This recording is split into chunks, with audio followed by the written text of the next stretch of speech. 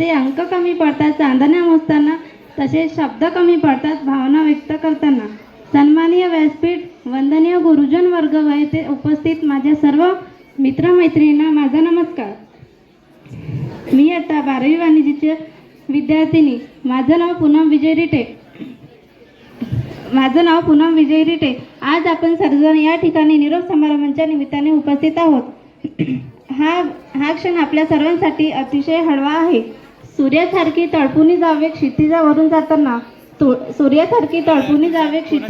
जाताना दगडालाही पाझर फुटावा निरोप शेवटी घेताना.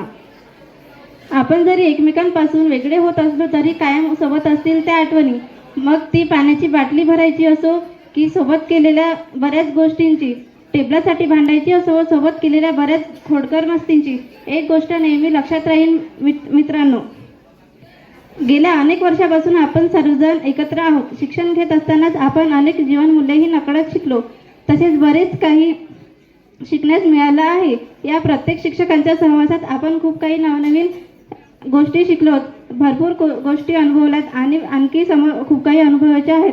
11वी 12वीचे हे 2 वर्ष कधी कसे मित्रांच्या व शिक्षकांच्या सहवासात हसत खेळत निघाले कळालेच नाही. जाता जाता फक्त एवढेच सांगू इच्छिते की यानंतर जरी आपण जीवनाचा मार्ग वेगळा असला तरी जीवनात अखेरच्या क्षणापर्यंत सदैव आपण सोबत राहू.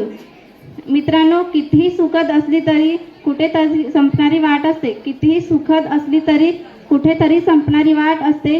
पण संपणाऱ्या वाटेसोबतच जन्मणारी नवी पहाट असते. आपल्या सर्वांसोबत अनुभवलेल्या या दिवसात जर कोणाचे नकळत मन दुखावले असेल तर दिलगिरी व्यक्त करून मी माझ्या भाषणाला पूर्णविराम देतो. जय हिंद, जय महाराष्ट्र. धन्यवाद. थैंक यू दीदी, आपकी इतने अच्छे स्पीच के लिए. अब मैं लक्षिता मस्के दीदी को बुलाना चाहूँगी.